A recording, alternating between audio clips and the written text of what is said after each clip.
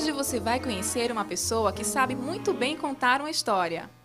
Ele criou alguns inesquecíveis personagens da televisão brasileira e é responsável pelos maiores índices de audiência.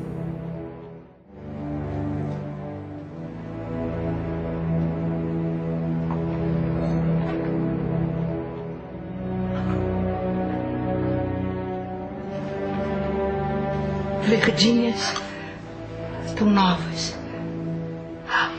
como brilham. Meu Deus, parece uma horta. Uma verdadeira plantação de dólares. Já descobriu quem é esse pernambucano arretado? Nascido em Carpina, a 60 quilômetros do Recife, Aguinaldo Silva viveu aqui seus primeiros anos de vida. Lembranças que estão na memória da madrinha dele.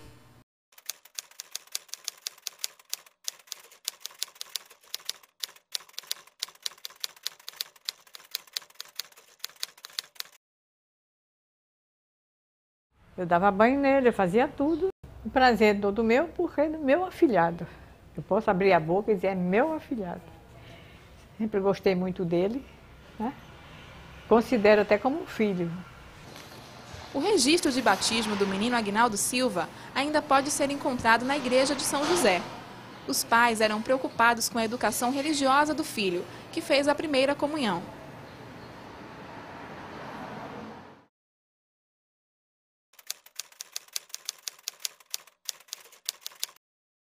Nós fizemos a primeira comunhão juntos, né? Quer dizer, quem trouxe a gente para a igreja foi a minha irmã Diva, a mais velha, né? A mãe dele não podia sair de casa, então ela preparou, a mãe dele preparou ele, ficou muito bonito, né? E a minha mãe me vestiu, me preparou. E viemos, ela trouxe os dois para a igreja, estava chovendo no dia.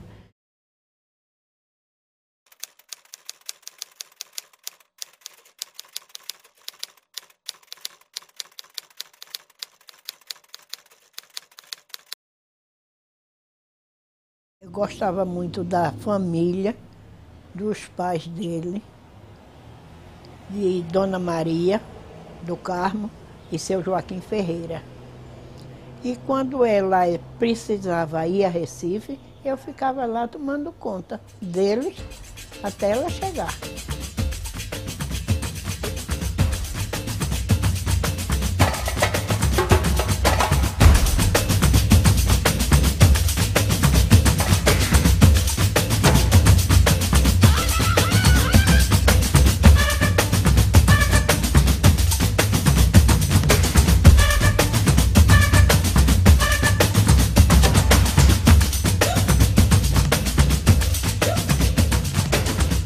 A escola onde Aguinaldo estudou quando criança não existe mais. Hoje é um prédio comercial. Mesmo humildes, seu Joaquim e Dona Maria do Carmo, pais de Aguinaldo, sempre valorizaram a educação do garoto.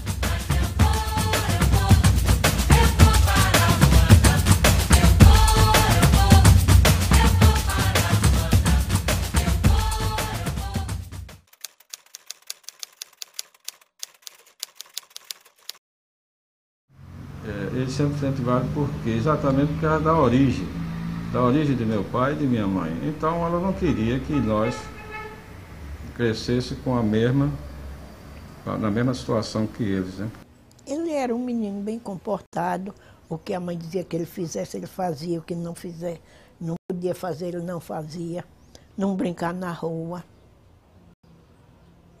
não sair só, sempre acompanhado. Graças a um empurrãozinho de seu irmão Agapto, 12 anos mais velho, Aguinaldo descobriu o mundo dos livros.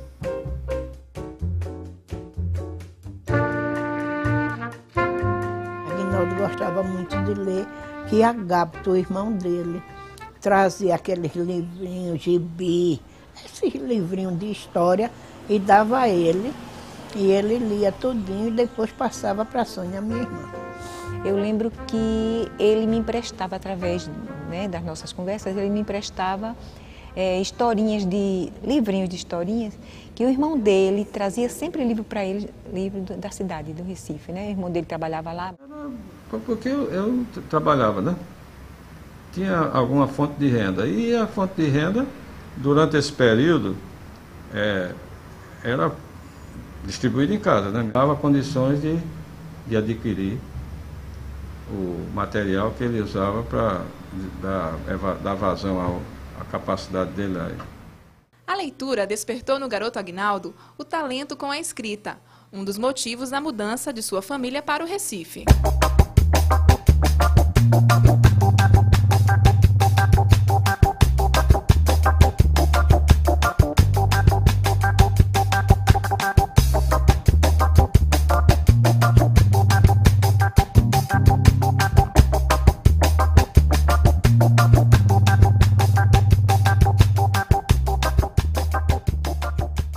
Lembro quando ele mudou para o Recife, que foi morar ali na Rua do Cupim. O Aguinaldo estava crescendo, né? Depois de certo tempo ele estava crescendo e estava partindo para um trabalho que lá não tinha, lá na Campina, no interior, não tinha condições de desenvolver ou de produzir ou de transformar aquilo em rendimento. Mesmo tendo origem católica, Aguinaldo estudou em escolas evangélicas, os colégios Americano Batista e o Agnes. Aos 16 anos de idade, ele lançou seu primeiro livro, Redenção para Job. Aguinaldo dividia a atenção com o trabalho no cartório, que até hoje funciona na Rua do Imperador, mas sua aptidão para as letras falou mais alto. E aos 18 anos, o jovem Aguinaldo conquistou o emprego de jornalista no extinto jornal Última Hora.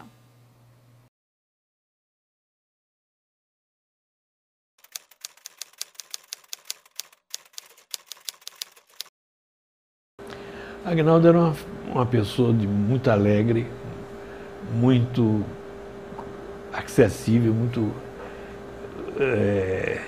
como é que eu diria, muito agradável, né? Além de competente. Então eu trabalhava ao lado dele, éramos COP, ele e um outro rapaz chamado Paulo Brandão, trabalhavam na mesma mesa, era muito agradável trabalhar ao lado dele. O COP-10 que pegava a matéria, corrigia, refundia se fosse o caso, colocava, ou seja, tentava melhorar a matéria levada pelo repórter. Quando eu cheguei lá, eu vi, ele estava numa mesinha assim, com a máquina da tilografia, escrevendo. Nós subimos, tinha uma escadinha assim, nós subimos lá no apartamento, a minha irmã ficou conversando com a mãe dele, quer dizer, foi entregar o trabalho, e ele continuou escrevendo onde ele estava. Quando nós descemos, falamos rapidamente assim, eu comentei com a minha irmã, que ele não me deu muita atenção. Eu fiquei assim, será que ele não me reconheceu? Ela disse, não, é porque ele está trabalhando. Agora eu não sei, ele escrevia, mas eu não sei para que jornal ou o que era que ele escreveu. Eu só sei que ele estava trabalhando e continuou, não podia nem desviar para conversar com ninguém. Depois que eu entendi isso.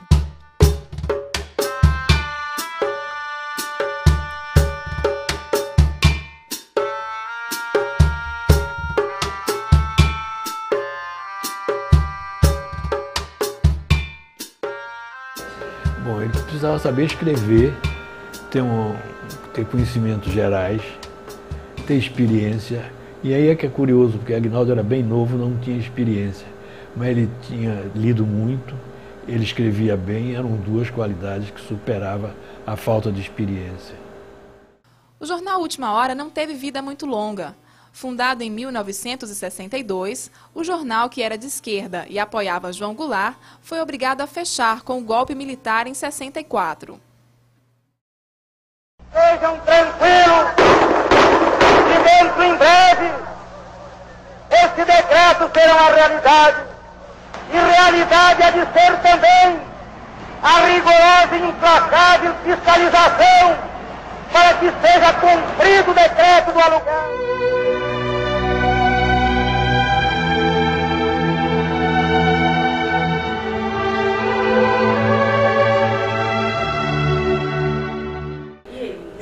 Aguinaldo foi para o Rio de Janeiro. Houve uma grande diáspora, né?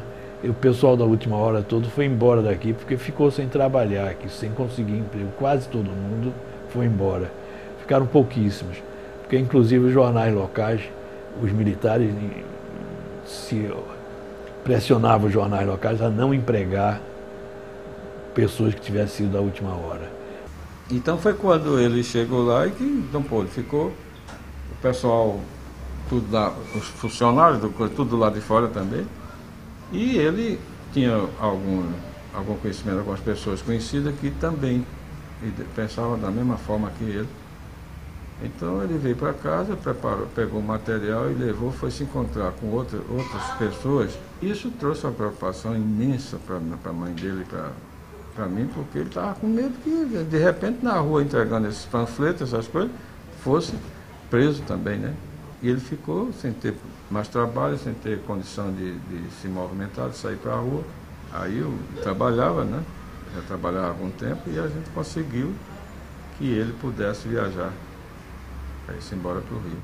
No Rio de Janeiro, Aguinaldo continuou o trabalho como jornalista, só que dessa vez como repórter policial. Seu primeiro trabalho na televisão brasileira foi o seriado Plantão de Polícia, justamente por conhecer boas histórias.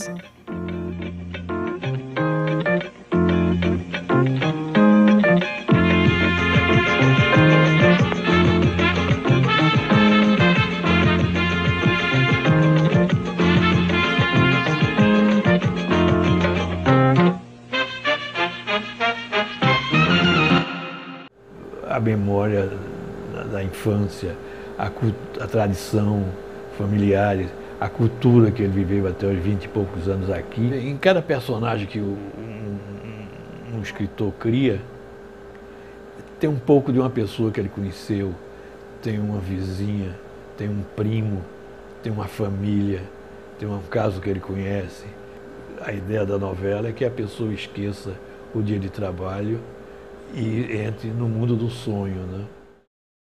Na verdade, trabalhar na televisão e menos ainda ser autor de novela nunca fez parte dos meus planos. Quer dizer, eu acabei indo para a televisão para fazer um seriado, depois fiz uma minissérie, acabei fazendo novelas, mas isso não fazia parte dos meus planos profissionais.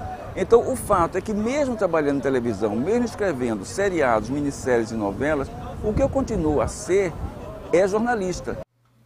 Aguinaldo Silva sempre aposta no nordestino como ingrediente de sucesso em suas tramas. Em Duas Caras, criou o vilão Ferraço, nascido aqui em Pernambuco. Quem também teve origem pernambucana foi Maria do Carmo, personagem principal da novela Senhora do Destino. Ela, uma retirante de Belém de São Francisco, cidade que Aguinaldo conheceu durante cobertura da campanha para governador de Miguel Arraes. Ele desenvolveu o trabalho naquela novela Senhora do Destino, que colocou o personagem principal representando a nossa mãe, mas a gente que conhece, que sabe, tem muita coisa diferente. Mas só que ele não podia fazer um trabalho simplesmente na simplicidade de um casal de interior. Eu sou um autor nordestino. Eu tenho, embora eu tenha saído de Pernambuco em 1964, eu até hoje tenho sotaque, ou seja, eu até hoje não perdi não esqueci as minhas origens. Então, nas minhas novelas, o imaginário nordestino é muito forte por isso, porque eu sou nordestino. Mas eu tenho consciência de que todo brasileiro tem um pé no campo, ou seja, ele saiu do ambiente rural há pouco, ou a família dele saiu, ele tem lembranças, ele ouve histórias em casa sobre esse ambiente. Então, quando eu falo desse ambiente rural nordestino nas minhas histórias, eu atinjo um público muito maior de brasileiros, porque todos eles reconhecem, sabem do que eu estou falando. Então, eu acho que as duas coisas. Eu uso o Nordeste como universo ficcional porque eu sou nordestino, porque esse é o meu universo ficcional. E eu uso o Nordeste como universo ficcional porque eu sei que isso vai angariar um número maior de telespectadores. Nunca Aguinaldo esqueceu de Carpina. Todas as novelas dele, pode ver, tem sempre uma pessoa de Carpina, tem sempre qualquer coisa de Carpina. Ele é tão simples que ninguém imagina quem é Aguinaldo.